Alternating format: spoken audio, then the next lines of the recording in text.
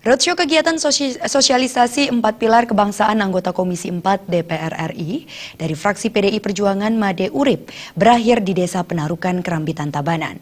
Sosialisasi 4 pilar kebangsaan yang terus konsisten digencarkan anggota DPR RI 4 periode ini diikuti ratusan anggota Seketruna dan Truni bersama warga dari 5 Banjar sedesa Penarukan.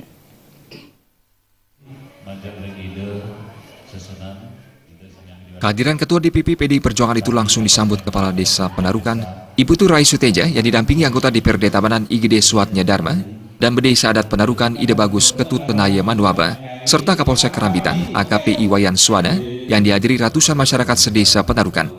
Ketua STT Graha Hita Banjar Penarukan Kaja, Iputu Pande Andika mengatakan, program sosialisasi 4 pilar kebangsaan yang dilakukan oleh Made Urip sangat berguna bagi generasi muda.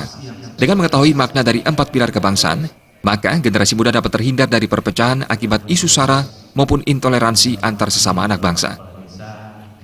Adanya sosialisasi ini tentang 4 pilar tentang kebangsaan yang dibawakan oleh Bapak Made Urip ini sangat baik untuk menunjang rasa persatuan dan kesatuan agar sadar bahwa kita itu dibentuk oleh Pancasila, Undang-Undang Dasar 1945, NKRI dan kebinekaan.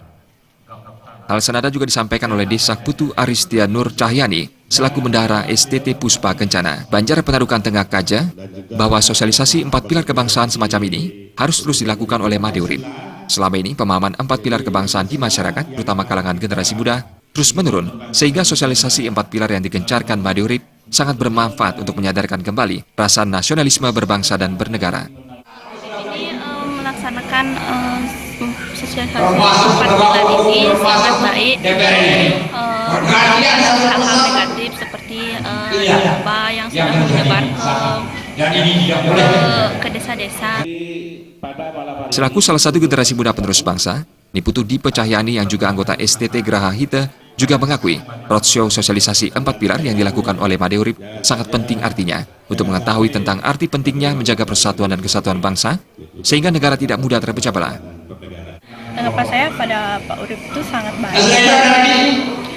Contohnya juga dalam organisasi STT sebagai contohnya di kenakalan remaja itu kita bisa menghindari bagaimana cara menghindari kenakalan pelajar yang sekarang ini.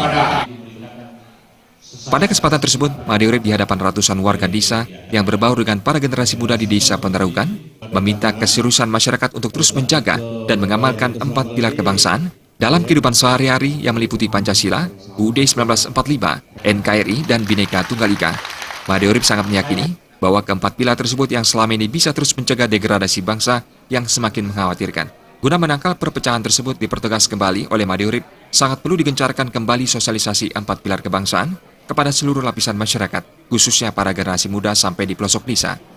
Seperti dalam hidup berbangsa dan bernegara terkait Bhinneka Tunggal Ika harus juga terus dijaga. Selain itu dikatakan saat ini pemerintah telah melakukan pembangunan untuk seluruh masyarakat hingga ke pelosok dan pinggiran desa, sehingga menciptakan rasa keadilan bagi seluruh rakyat Indonesia.